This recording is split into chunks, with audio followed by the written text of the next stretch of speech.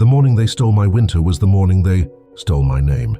It wasn't the frost that bit when I stepped into the conference room that day. Just fluorescent light pooling over the glass table and the hum of the HVAC swallowing the last of my warmth. My slide deck blinked dumbly on the wall, a map of the future we'd built, a risk engine that could sniff out compliance gaps before they bled into scandals. 18 months of 14-hour days, of sacrificial friendships and the kind of coffee that sits on your tongue like regret. I had called the engine Sable. I had joked that I'd stitched it together like a quilt, a little bit of everything woven into a thing that could keep us safe. It was supposed to be my day. And in a way it was, just not the way you say out loud. "Great work," said Calder, his hands steepled, his wedding ring flashing in the cheap blue light like an accusation. "This is the direction I've been pushing for since Q2. The team executed, and I couldn't be prouder." He said the team, meaning him.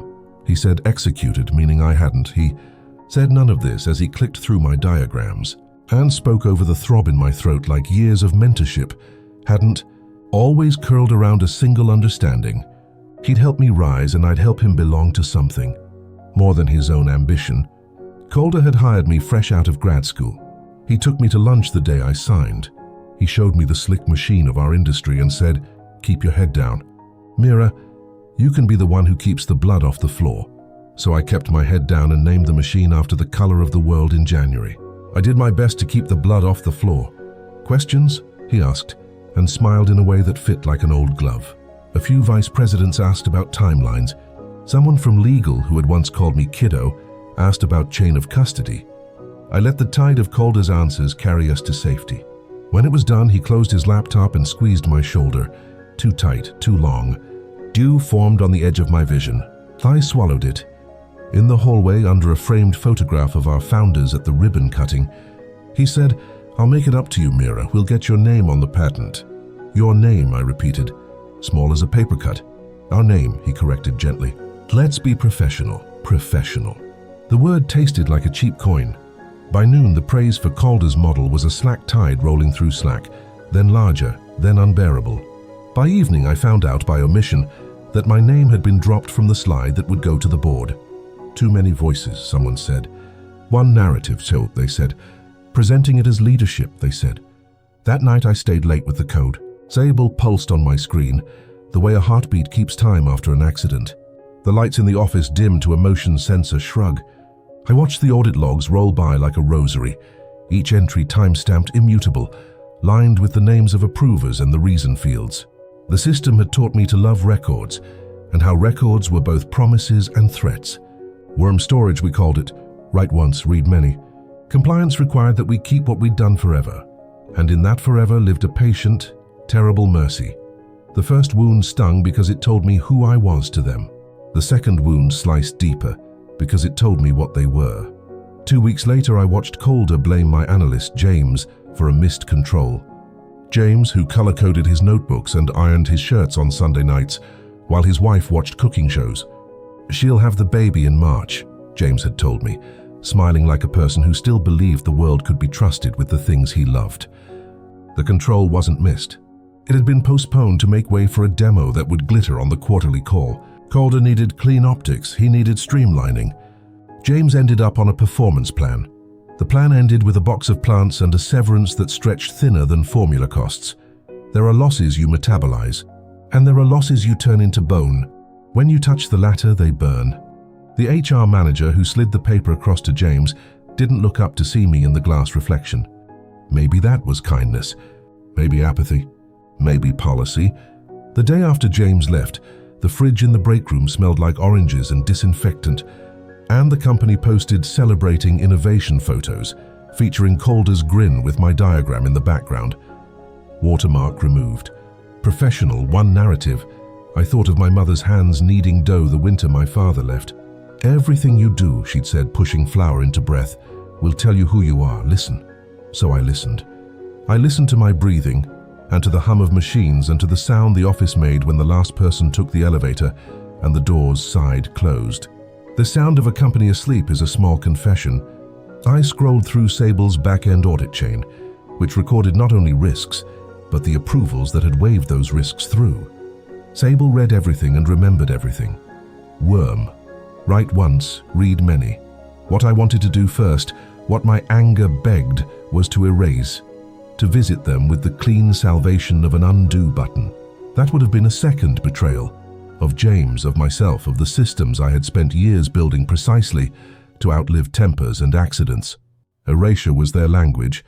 Mine was preservation. Mine was light. I started gathering. I pulled every email where Calder subtle knifed my name off credit. I exported decision logs where he swapped red flags for defer, with the sort of courage only a bonus plan inspires. I collected chat transcripts where he told us to leave the sausage making out of the deck, because the street wants a meal, not the farm. I asked James gently if he would forward me his performance plan. He did, with a line at the bottom. "Thank you for being the only one who said my name like I wasn't already gone." I replied with a neutral promise. I said I would write a reference letter. I didn't say what I was building. In the mornings, with my face neutral and my emails beige, I kept my head down and pushed Sable into production. In the evenings, with a quiet that felt like a cathedral, I wrote a second thing, a report that did not spin or sell, a mirror held to a mirror, records talking to records until the truth hummed. I titled it Archive 7F, Approvals and Accountability. There's a difference between revenge and confession. One burns a bridge for the satisfaction of watching it fall. The other forces someone to walk across the bridge they made. I didn't crack a password or slip a script into someone's laptop. I didn't alter a thing. I used the keys my role gave me, the ones I'd longed for when I believed authority meant stewardship. I filed a protected disclosure with our third-party ethics hotline with attachments. I sent the same packet to the General Counsel's assistant through the anonymous portal, referencing retention statutes and a timeline that would make any external auditor itch. I sent a third to the regulator, whose shadow hung over us, the one whose acronyms we whispered, like they could hear us through the vents. Then I waited in that tense, coiled way that isn't waiting so much as bracing. Days stretched. Meetings droned. Calder called me into his office and told me he was realigning the team. He wanted me to train his new principal strategist on Sable so he could own the broader narrative. He smiled. The ring flashed. He said, "I can tell you're upset. Don't make this personal." I thought of the dough rising in our old kitchen and the small light my mother kept on high over the stove when everything else went dark. I thought of James's texts from the pediatrician's office. I thought, with a clarity that surprised me, that revenge isn't personal when it's structural. That's what made it bearable and what made it cruel. The all-hands fell on a Thursday. Investors would be present. The CEO would stream in from New York. Calder would showcase our innovation moment, the engine that could keep us safe while we grew. He'd call it the cornerstone. He'd call it the moat. I didn't sleep Wednesday night. I ironed my blouse with ghostly care and sat across from my own reflection as the sun slid up the building next door like a sheet being pulled back. I walked into the smell of burnt espresso and the steady rhythm of shoes on policy carpet. I took my seat near the back and watched as faces arranged themselves into the company expression, attentive, confident, hungry, but not yet cruel. Calder took the stage to a scatter of applause. He spoke about scale and synergy, about efficiency at the speed of trust. He advanced slides of metrics transformed into halos. He clicked to Sable's dashboard, a clean panel of compliance indicators clustered into greens and ambers, a symphony of reassurance. And then in the corner where our product logo usually sat, a small tab opened, Archive 7F, the font was sober.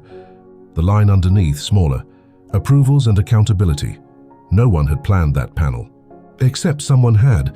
Sable's front end allowed for contextual overlays based on role. I had designed it for auditors. Role board, context, significant disclosure. Filed.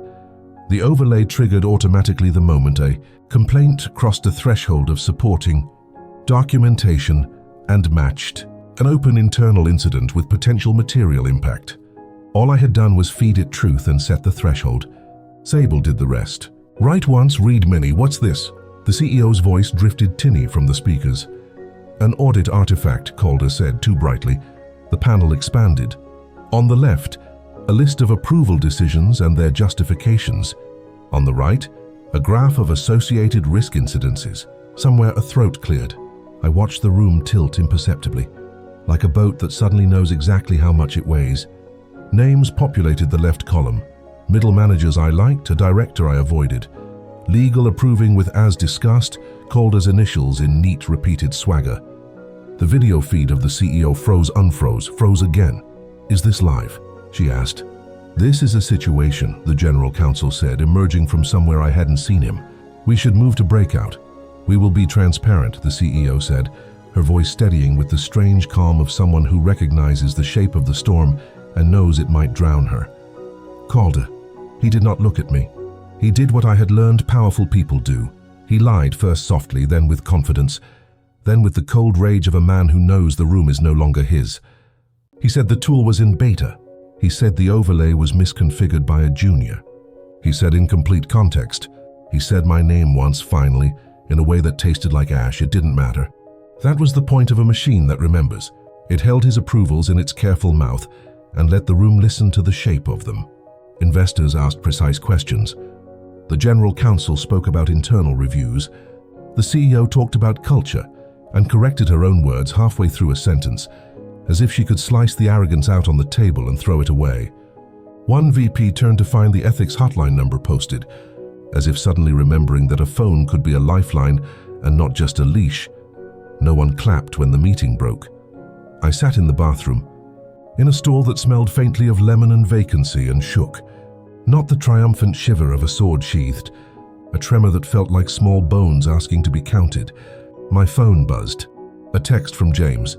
"Watching the live stream. Are you okay?" I wrote no yes. Calder resigned by the end of the month. His exit memo called it a choice to pursue other opportunities. The board announced a recommitment to governance. The company offered me a raise and a new title, all nouns and no oxygen. My mother sent a text with a photo of her kitchen table, flour in all the old seams. "I'm proud of you," she wrote, and then in the next bubble, "Are you sleeping?" No, I wasn't. I would wake at 3 with my heart hammering as if it had been caught running somewhere it shouldn't be. In those nights, I lay very still and watched the red blink of the router and tried to make meaning out of tiny lights that keep large things alive. The first week after Calder left, a recruiter called. "You're a star," she sang. "We've seen your leadership." I hung up with a thank you in a voice that felt borrowed.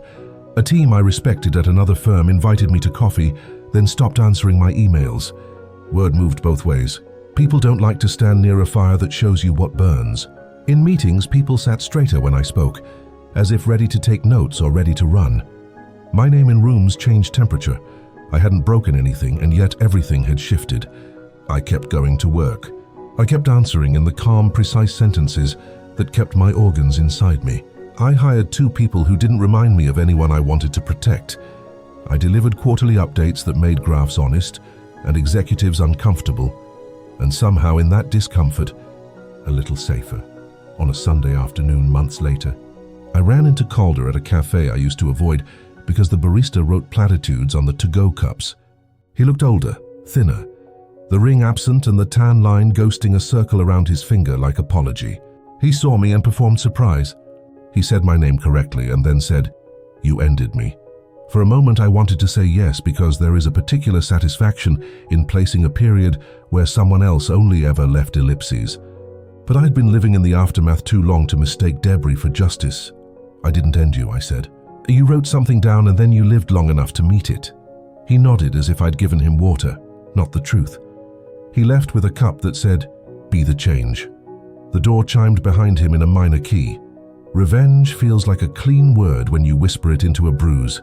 It's harder when you have to live with both sides of it, the part where you light a match with hands that don't shake, and the part where your rooms smell like smoke long after the fire is out. People tell you that justice is an external correction, a system righting itself like a boat after a sharp turn.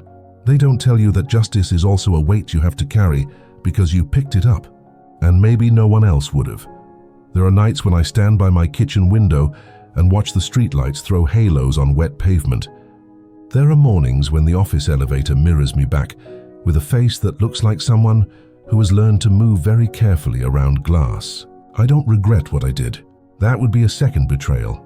But sometimes I think about James's baby teeth coming in and how we bought a cake, when the new general counsel cut the hotline wait time from 14 days to 3. We ate the cake quietly, like people who had been hungry for a long time and were finally allowed to swallow. Once, in a meeting, someone asked me if Sable made me feel powerful. I said no, I said it made me feel accountable. The room shifted.